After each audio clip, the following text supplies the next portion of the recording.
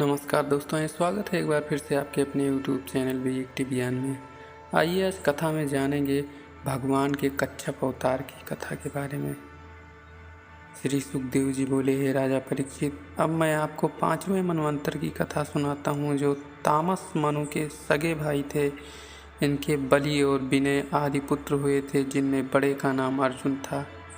इस मनवंतर के इंद्र का नाम बिहू था तथा भूत रथ इत्यादि प्रधान देवता और हिरणा रोमा वेदशिरा और उद्धव बाहु आदि सप्त ऋषि थे। इसी मनवंतर में शुभ्र की पत्नी विकुंठा से भगवान ने अवतार धारण किया था। इससे इस समय के देवताओं का नाम वैकुंठ हुआ। और जो लक्ष्मी जी ने पहले भगवान से प्रार्थना की थी, उस कारण भगवान ने वैकुंठ नामक लोक की रचना की, जिसमें भगवान का प्रताप, गुण और ऐश्वर्य अपूर्ण था। उस वैकुंठ के लोग आज तक नमस्कार करते हैं। इसके पश्चात चक्षुष नाम के छठे मनु हुए, जिनके पुत्र का नाम चाक्षुष था और जिनके एक पुरुष द्वारा पुरुष, तीसरा सिधुम नामक 3 पुत्र हुए। इस समय के इंद्र का नाम मनेद्रुम था और आई इत्यादि देवता तथा हविष्मान और वीरक इत्यादि सप्तऋषि थे। इस मनवंतर में भगवान ने बैराज की स्त्री संभूति से अदिति नाम धारण कर अवतार लिया, जिसमें समुद्र को मथवाकर देवताओं को अमृत दिलवाया और यही समुद्र में कमठ रूप होकर घूमते हुए मंदाचल को अपनी पीठ पर धारण किए थे। इतनी कथा सुनकर राजा परीक्षित ने कहा, है ब्राह्मण, क्षीर सागर को भगवान ने क्यों मथवाया और इतने विशाल पर्वत को कच्छप रूप धारण कर उसे अपनी पीठ पर क्यों धारण किया था? देवताओं को अमृत कैसे मिला और उसके पश्चात क्या हुआ? भगवान के इन सब आश्चर्यमय कर्मों को मुझे सुनाइए। आपके श्रीमुख से भगवान की महिमा को सुनकर मैं तृप्त नहीं होता हूँ। सूत जी कहते हैं, हे द्विजों, जब राजा परीक्षित ने इस प्रकार भगवान सुखदेव जी से पूछा तो वे राजा की प्रशंसा करके श्री विष्णु जी के पराक्रम को कहने लगे। सुखदेव जी ने कहा, हे राजन, जब देवताओं और दैत्यों का युद्ध चल रहा था और जब दैत्यों की प्रबलता से त्रैलोक सहित इंद्र लक्ष्मी रहित हो गए और जिस स्थिति में संभालने के लिए इंद्र और वरुण आदि के सारे प्रयत्न निष्फल हुए, तब वे लोग मिलकर ब्रह्मा जी के पास गए। ब्रह्मा जी ने कहा, हे देवों, मैं शिव, तुम लोग और इत्यादि तथा मनुष्य, जंतु, पक्षी आदि निर्तय योनि वाले वृक्ष और स्वदेज, ये सभी जिसके अवतारांश अथवा उसके काल रूप मरीच इत्यादि प्रजापतियों द्वारा रचे गए हैं, हम सब को उन्हीं अविनाशी भगवान की शरण में जाना चाहिए। वही भगवान सर्व सामर्थ्यशाली हैं। आओ हमारे साथ सब लोग उनके पास चलो। देवता ब्रह्मा के साथ हुए लोक का लोक अंधकार के उस पार पहुँचे। वहाँ पहुँचकर बिना देखे ही देवताओं सहित ब्रह्मा जी उन सर्व सामर्थ्यवान नारायण प्रभु की एक बड़ी स्तुति की। ब्रह्मा जी ने कहा, हे सर्वांतर्यामी, आप सब विकारों से रहित हैं और आपका आदि अंत कुछ नहीं है।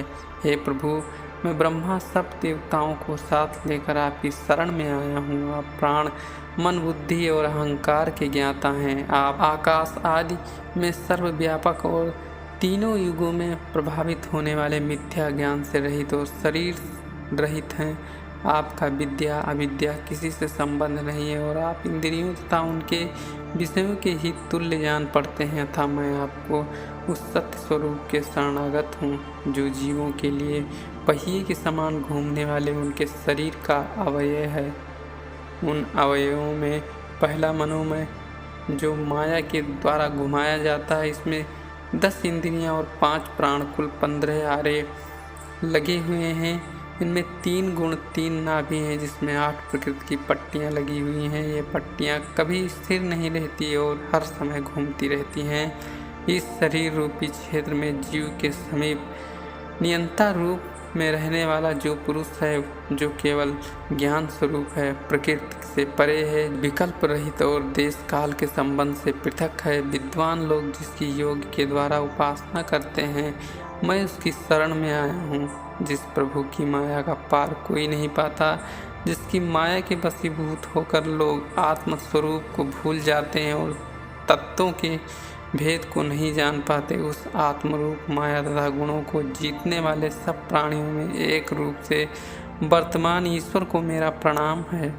जिस ईश्वर ने देवताओं सहित मुझको और सब ऋषियों को अपने सत्य गुण से बनाया है, जो स्वयं ही भीतर बाहर सर्वत्र प्रकाशित है, जिसके उपाधि रहित रूप को कोई नहीं जान सकता, जिसकी स्वयं बनाई हुई ये पृथ्वी ही उसके चरण हैं, जो स्वयं महापुरुष और स्वतंत्र है, अनंत ऐश्वर्यशाली है, वो ब्रह्मा हमारे ऊपर प्रसन्न हों। जिस महाशक्तिमान पुरुष का जल ही तेज है और जिसके ही तेज जल से तीनों लोक और समस्त लोकपाल उत्पन्न होते हैं तथा जीवित रहकर बुद्धि को प्राप्त होते हैं, वही ऐश्वर्यशाली ब्रह्मा हम पर प्रसन्न हो, जिसकी शक्ति चंद्रमा और देवताओं में स्थित है, जिसकी शक्ति से अन्न प्रकट होता है और आयु प्राप्त होती है, जो प्रजाओं की वृद्धि करने वाला और वृक्षों का राजा है, वही परम ऐश्वर्यशाली प्रभु मुझ पर प्रसन्न हों, जो अग्नि और धन को उत्पन्न करने वाला, समस्त कर्म कांडों का उत्पादक और समुद्र में बड़ा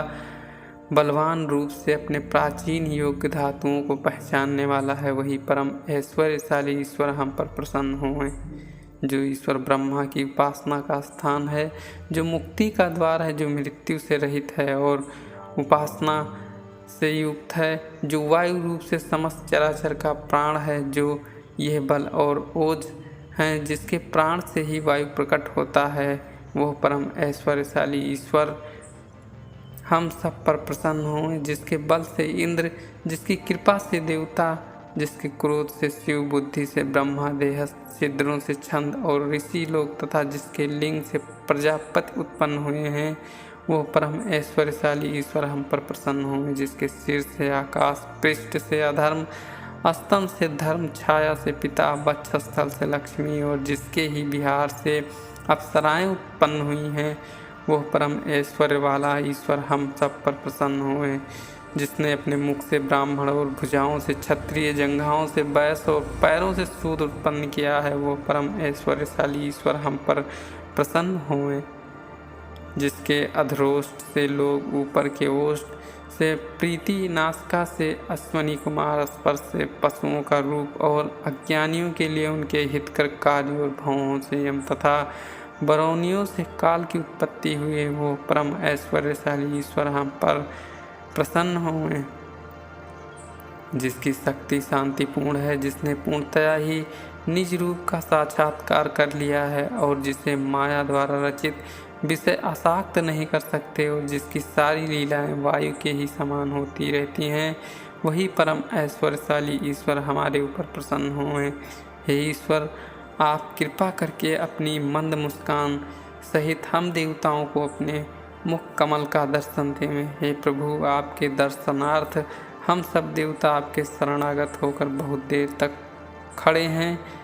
हे प्रभु, आप में तो वह अद्वितीय शक्ति विद्यमान है कि जिसके बल से आप समय समय पर अपनी इच्छा के अनुकूल मत्स्य आदि रूपों को धारण करके उस कर्म को करते हैं जिसे हम लोग नहीं कर सकते। हे प्रभु, शरीरधारियों के समस्त कर्म बड़े क्लेश युक्त हैं, क्योंकि वह विषयों के लिए ही नाना प्रकार के कर्मों को करते रहते हैं।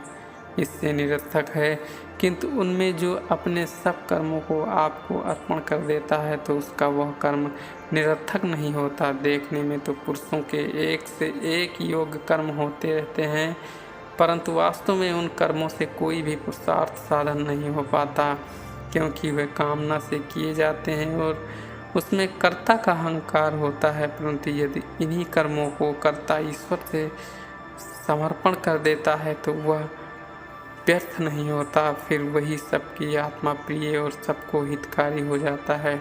जैसे वृक्ष की जड़ को सींचना, उसकी तना, जंघा और शाखाओं का पोषण करना है, वैसे ही श्री विष्णु जी की आराधना करना, समस्त प्राणियों की तथा अपनी आराधना करना है। हे प्रभु, आप अनंत हैं, मैं आपको तर्कों द्वारा सिद्ध कर सकता हूँ। आप तो अपने ही तुल्य कर्मों वाले निर्गुण गुणों के अस्थायी और सदैव अपने सत्य गुण में स्थित रहने वाले हैं। सो हम सब देवता आपको नमस्कार करते हैं।